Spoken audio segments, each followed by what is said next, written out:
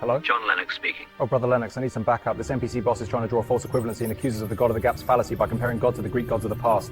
Let's edumacate this NPC, please.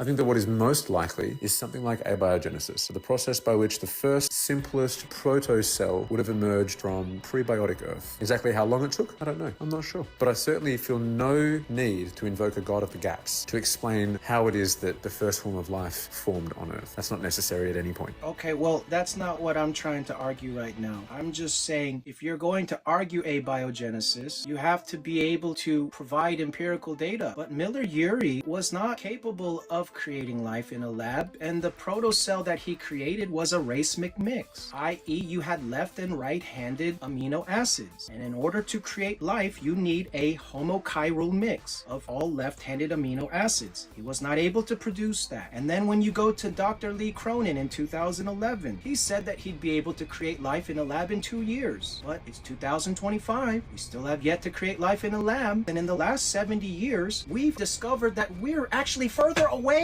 from creating life in a lab, but yet 67% of the US actually think that we've created life in a lab. We haven't. We're far from it. Either way, assuming that it could only have happened by way of divine intervention is still a god of the gaps assumption. In the same way that when we didn't know exactly what caused lightning, we didn't know exactly what caused volcanic eruptions, we didn't know exactly what caused earthquakes, we invented gods and told our children that it were these gods that caused these perfectly natural phenomena.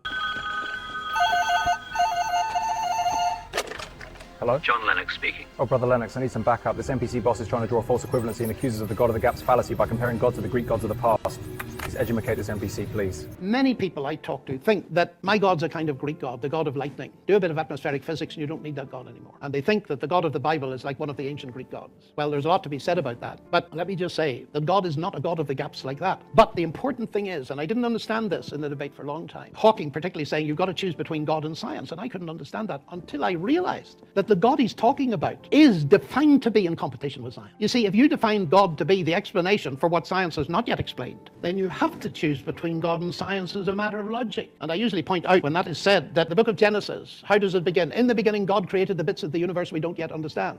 Well, not quite. He created the heavens and the earth. That's the whole show. The bits we do understand and the bits we don't understand. And the interesting thing about Isaac Newton, Arno Penzias, Kepler, and all the rest of them, it was the bits they did understand that pointed towards God. If he were telling the truth, he wouldn't have told us.